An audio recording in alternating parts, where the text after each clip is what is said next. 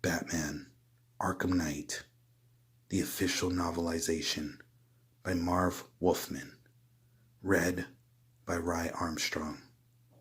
Batman and all related characters and elements are trademarks of DC Comics. Chapter 3. He was perched on a cracked masonry gargoyle, 227 feet above the sidewalk, scanning the horde of running figures. Thousands of men and women dragging their crying children with them, panic distorting their faces, all hoping without any real hope that they'd be able to get out of the city before the deadline came. Living in Gotham City always meant living with fear, and soon, unless something was done, there would be nothing else left but fear. Unless something is done, he thought, as he saw a policeman here and there break from the crowd control and join the fleeing mob. Unless I do something. Batman fired a grappling line across the wide street to the Groyler building and leaped off the stone grotesque, his cape spreading as he glided over the panic below and landed on the Golden Building's 8th floor balcony. Smoke and the glow of flames could be seen a scant dozen blocks away.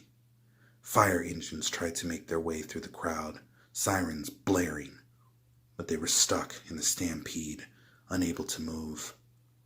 Batman leaped once again, letting his cape spread wide, encouraging the air to rush under it and push him up, enabling him to glide over the crowd, past the fire engines, and then around the block. He felt the wind dying and he began to dip, so he fired his grapple again, up to the 4th story of the Kane Building, an old apartment house built in the 1940s for Gotham City's elite. Once used to house the wealthy, like so much of the city, it was terribly deteriorated. Today, it sheltered the poor. The grapple lifted Batman's arc, sent him soaring up again to where he caught a new gust that took him another 2 blocks past Stag Towers before forcing him to repeat the process. Most of the people below were so intent on finding their way out of Gotham City that they didn't waste time looking up. So he was able to glide several blocks before a runner noticed him. And even then, before the person could be certain, Batman sailed around another corner, disappearing from sight. His gauntlet began to vibrate. Cell call, audio, not video. Tim wouldn't call, not now, and Dick barely spoke to him anymore. So it had to be James Gordon, Alfred Pennyworth, Oracle, or Lucius Fox. With his hands being used to maneuver through the city, he sent the call to his earcom. Alfred was on the other end. Sir, to let you know, Mr. Fox is working on the new uniform as per your request. Good to know, Alfred, Batman responded. But that's not the reason you're calling. Fox would have sent a comm when he was ready. Very perceptive, sir, the butler responded. The computer has picked up a fire alert in Old Gotham City. I recognize the address. GPS indicates you're only 2 blocks away and traveling in that direction. So, there was a pause. Then Alfred continued.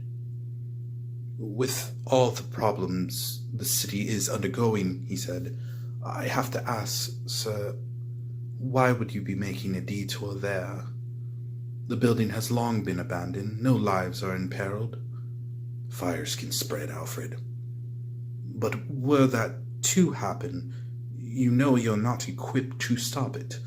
The fire department will put it down before it spreads to any other buildings. Another pause. You're going there because of what it was, not what it is, sir. No answer. Sir, in the greater scheme of things, you know that building is not important. It might be ready for demolition today, Batman replied. But 57 years ago, That building was a showcase. It was also where my father was born. He bought it before he turned 20, and often brought me to it as he attempted to buy the entire block, planning its renovation. When my parents were murdered, I didn't follow through, and I should have, Alfred. I understand that, sir, but why now? Although it's little more than a metaphor, I can't stand by and watch the city my father tried to save be destroyed by fear. His jaw tightened, and his voice became harder. This fire wasn't an accident. Sir?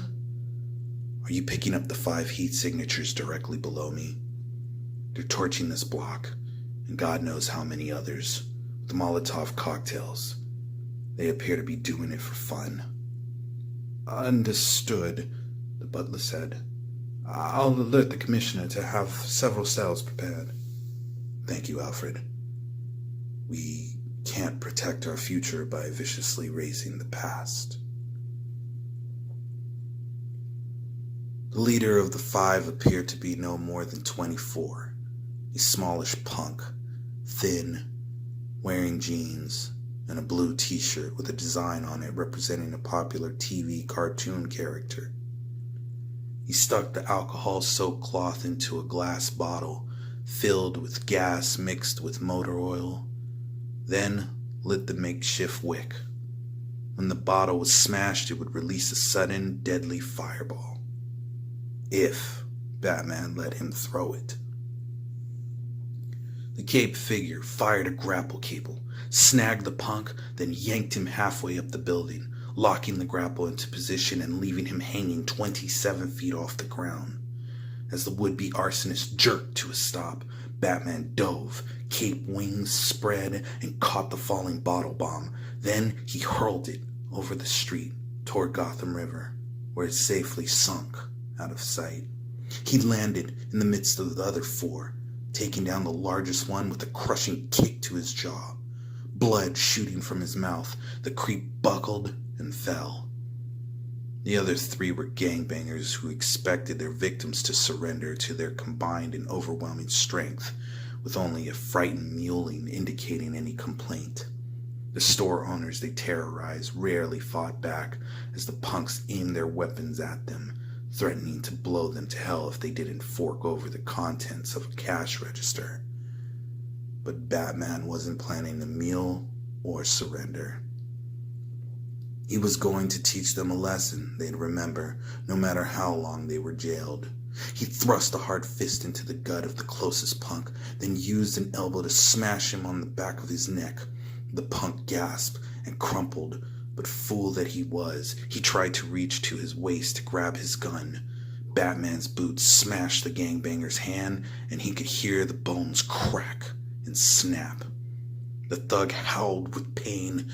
In 6 or 8 months, when he recuperated, he'd be able to use his hands to feed himself and perhaps even cut his food, but little else. His criminal days were over. Batman stared at the downed hoods and chuckled. They wouldn't be causing further mischief anytime soon, he thought. He laughed again, and then suddenly stopped as he saw Punk 4 try to run. A minute ago, he might have tried to cripple him, but that blood-spawned anger was now gone. He removed the collapsible batarang from his belt pouch and threw it. 15 seconds later, he saw the thug fall and stay down. Punk 5 was smarter, or at least he had learned from his friends. He fell to his knees and snapped his hands behind his head, interlocking his fingers, and he undoubtedly been ordered to do so many times before. Maybe this one would learn his lesson when he got out of jail. Batman hoped so, but sincerely doubted it. He activated his comm and keyed it to Gordon's frequency. Commissioner, I've got 5 punks trussed up on Robin's south of Moldoff. Firebombers. Someone should pick them up. I don't have anyone to spare, Batman, Gordon said, sounding tired and frustrated, but trying to hold it together. We need to vacate a city of 6.3 million frantic and frightened people with fewer than 1,000 cops. They're trying their best to keep some semblance to order, but there's simply not enough buses and trains to help even a quarter of them. So, thieves, arsonists, and all the other goddamn gutter rats that are out there, they're not on our priority list today. I'm sorry, Batman. It kills me. I'm really sorry. Where are you now, Jim? Most of those left on the streets are the sort that enjoy the chaos, Gordon continued. Scum, criminals, and worse, and there's not enough of the good people left to stop them. So I'm heading back to GCPD. I think my time's better spent planning the evac of the good people who want to get out.